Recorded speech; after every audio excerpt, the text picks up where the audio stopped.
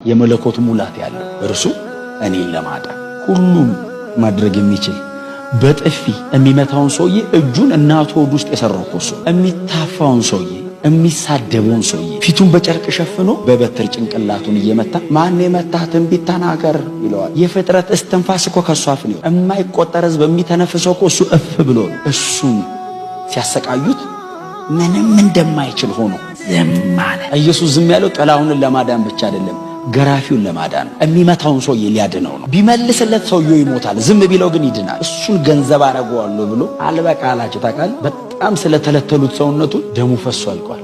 እሱ ብቻ አይደለም፣ መንገድ ላይ ሲወስዱት ያው ሐሙስ ማታ ሳይበላ ነው ያደረው። እነሱ ናቸው የበሉት፣ ደቀ መዛሙርቱ ናቸው ቆርሶ ያበላቸው፣ እሱ አልበላም። ከዛ ወደ ተራራ ወጥቶ ኑስቲ እንጸልይ ብሏቸው ሲወጣ እነሱ ተኙ፣ እንቅልፍ ያዛቸው። አሰባችሁታል? ብቻውን ነው እየተጋጠመ ያለው። በጸሎት እንዲያግዙት ነው ይዘዋቸው። እንኳን በጸሎት ሊያግዙት እነሱ ተኙ። ነፍሴ እስከ ሞት ተጨነቀች አላቸው። ታውቃለህ፣ ከአንዳንድ የሞት ጭንቀት እኮ ሞት ይሻላል። ወደ ለመሰቀል ከሚኬደው መንገድ ይልቅ የመስቀል ሞቱ ይቀላል።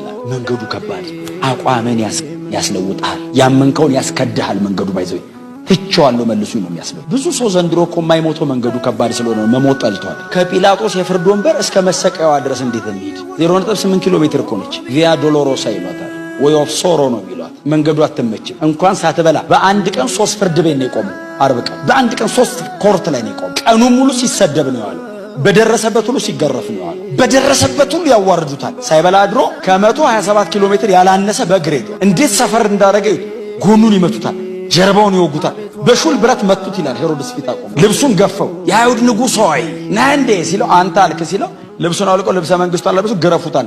የልብሰ መንግስቱን ሄሮድስ አለበሰውና ግረፉታል። ምን አይነት ሳይኮሎጂካሊ ምንድነው ልትሆን በቆመ እኮ ነው የሚገሉ። ሳይኮሎጂካሊ ስፒሪቹዋሊ ፊዚካሊ ፌስ እያደረገ የነበረው ነገር ይዝጋድ እኮ እግዚአብሔር እኮ ዝም አለ።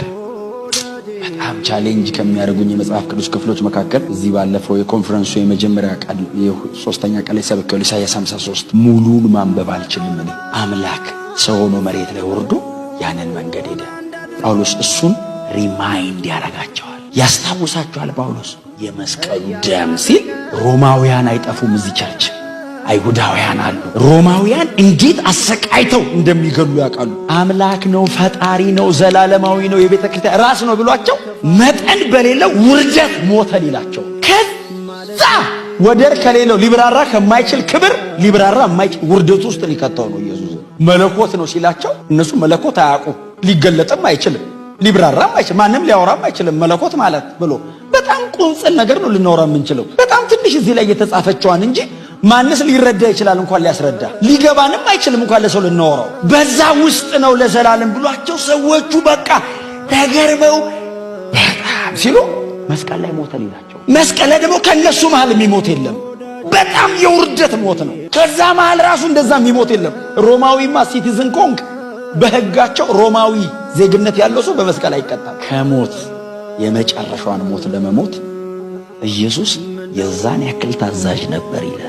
አባቱ ዓለምን ከራሱ ጋር ሊያስታርቅ የፈለገው በክርስቶስ መጠን በሌለው መታዘዝ ውስጥ ነው። ኢየሱስ ሰይጣንን ያሸነፈው ውደቅ ብሎት አይደለም፣ ለአብ እየታዘዘ ነው የጣለው። በፍጹም መታዘዝ ውስጥ እኮ ነው ሰይጣን የወደቀው። የዚህ ዓለም ገዢ ነኝ ብሎ ኢየሱስን ሰቅዮ እገላገላለሁ ብሎ ሲያስብ ሲሞት ምን እንደሚሰራ አላወቀም። ሰይጣን እንደምታውቁት እስካሁን ነው የሚያውቀው፣ ምን እንደምንሰራ አያውቅም። ኢየሱስ ሲሞት ማዕረጉን እንደሚቆርጠው ቢያውቅ ኖሮ በፓለስቲና ግዛት ውስጥ ያለ ዛፍ በሙሉ ይመለመል ነበር። በፍጹም ሜዳ ነበር የሚያረጋት ሀገሪቷን። ሰይጣን ሲገለው አሸንፈዋለሁ ብሎ ነበር።